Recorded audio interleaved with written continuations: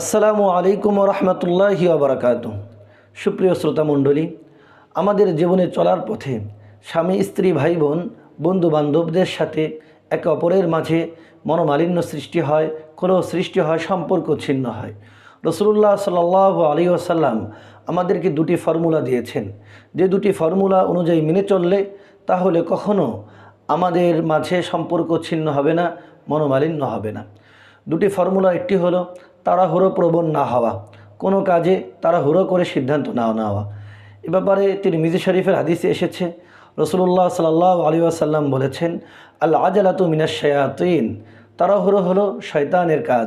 আমরা যদি তাড়াহুড়ো করে কোনো সিদ্ধান্ত না নেই তাহলে দেখব যে একে অপরের মাঝে আমাদের সম্পর্ক ছিন্ন হবে না।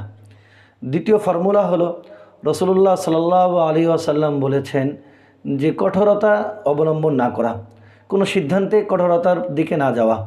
কোনো ব্যক্তি আপনাকে গালি দিয়েছে, আপনার ক্যাপাবিলিটি রয়েছে, আপনি ইচ্ছে করলেই তার সাথে সম্পর্ক ছিন্ন করতে পারেন, তাকে চর থাপ্পড় মারতে পারেন কিংবা কটু কথা শুনিয়ে দিতে পারেন। ব্যাপারে রাসূলুল্লাহ সাল্লাল্লাহু আলাইহি ওয়াসাল্লামের নির্দেশ হলো আপনি কঠোরতার পথ অবলম্বন করবেন না, বরং কোমলতা ও নম্রতার পথ অবলম্বন করবেন।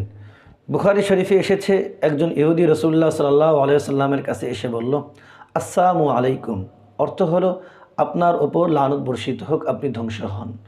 তো রাসূলুল্লাহ সাল্লাল্লাহু আলাইহি ওয়াসাল্লামের পাশে আয়েশা রাদিয়াল্লাহু তাআলা আনহা ছিলেন। রাসূলুল্লাহ সাল্লাল্লাহু আলাইহি ওয়াসাল্লামকে এমন কঠোর কথা বলেছেন, এ কথা শুনে আয়েশা রাদিয়াল্লাহু তাআলা আনহা রেগে গেলেন। রেগে গিয়ে বললেন, লাআনাকুমুল্লাহ ওয়া গাদিবাল্লাহু আলাইকুম, আল্লাহ তাআলা তোমার উপর রাগান্বিত হোক, তোমার উপর লানত বর্ষণ করুক। তো রাসূলুল্লাহ সাল্লাল্লাহু আলাইহি ওয়াসাল্লাম আয়েশা রাদিয়াল্লাহু তাআলা আনহাকে বললেন, মাহলান ইয়া আয়েশা, এ আয়েশা তুমি থামো, আলাইকুম বির রিফকি, আরে তোমার উপর আবশ্যক হলো কমলতা পথ অবলম্বন করা, তুমি কমলতার সাথে জবাব দাও। এরপর বললেন, ওয়া ইয়াকি ওয়াল উনফা ওয়াল ফুহশা, তোমার জন্য আবশ্যক হলো তুমি কঠোরতা ও অশ্লীলতা থেকে বেঁচে থাকবে। আমরা যদি রাসূলুল্লাহ সাল্লাল্লাহু আলাইহি ওয়াসাল্লামের এই দুটি ফর্মুলা অনুযায়ী চলতে পারি তাহলে স্বামী স্ত্রী বন্ধু বান্ধব ভাই বোন ও আত্মীয় স্বজনের সাথে কখনো আমাদের সম্পর্ক ছিন্ন হবে না। আল্লাহ তাআলা আমাদেরকে রাসূলুল্লাহ সাল্লাল্লাহু আলাইহি ওয়াসাল্লামের এই দুটি হাদিস থেকে উপকৃত হওয়ার তৌফিক দান করুন।